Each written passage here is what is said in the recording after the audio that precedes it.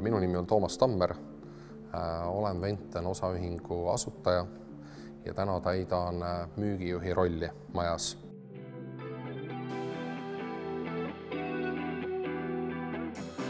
Meie eesmärk on aidata tööstusklientidel olla efektiivne ja enamalt jaolt metallisektoris.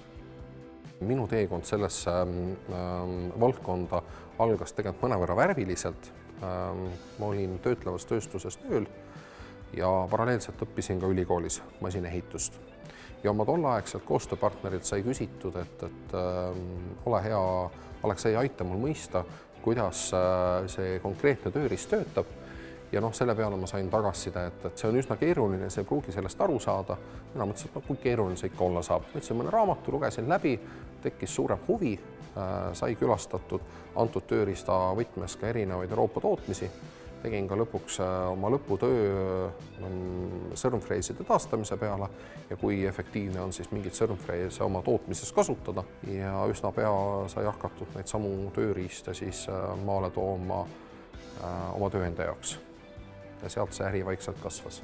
Täna me oleme Venten Technology Centeris ja siin me teeme nii muuseas ka erinevate toodete teste. Me testime, vaatame, mis on mingi sõrmfreesi või tööriista väärtus. Siis siin me saame teha erinevaid koolitusi masinatega läbi ja testimist, ennem kui need lähevad kliendi juurde välja. Meie missioon on ühelt poolt aidata meie klientidel kasvada, aga teiselt poolt panustada ühiskonda tagasi. Ja kuidas me seda aitame? Väga lihtne. Me aitame läbi Venten Akadeemia operaatorite koolitustega. Me aitame masinaid remontida ja hooldada. Me toome neile erinevaid tehnoloogiaid lastulõikamises kui lehetöötluses ja erinevaid kulutarvikuid, vahendeid. Ehk me vaatame tegelikult tervikpilti selleks, kuidas toota tootmises kiiremini ja efektiivsemalt. Nüüd me oleme jõudnud Venteni lattu, kus meil on üsna suures koguses erinevaid keemiaid, tööriistasid, kulutarvikuid ja see on vajalik selleks, et teenindada ära igapäevast kliendi vajadust. Alati ei näe kliendid ette oma vajadusi ja 85%, mis meil umbes iga päev sisse tuleb, läheb otse kliendile ilma otse lattu tulemata. Mina olen seda usku, et kui mõelda, millised inimesed Ventenis või kuskil mujal õnnestuvad, siis esimene pool on alati tuleb peeglisse vaadata. Sest juhina, kui sa palkad või võtad oma meeskonda nii-öelda inimese juurde, siis alati võetakse kahes suunas. Uuele inimesele peab see keskkond meeldima ja meile peab ka tema meeldima. Mitte kunagi ei ole see ühepoolne. Ja küsimus on, kui hästi on ootused sõnastatud, kui hästi on läbimõeldud protsessid, et ta tunneks ennast siin majas või kuskil mujal ennast hästi.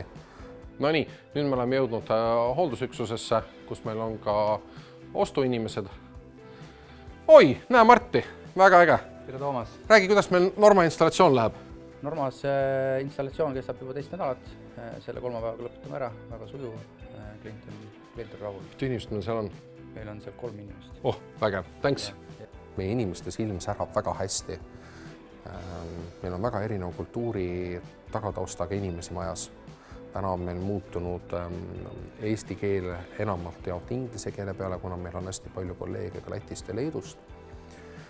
Siis kõigil on tahe teha midagi paremaks, kas majasiseselt või vastu klienti.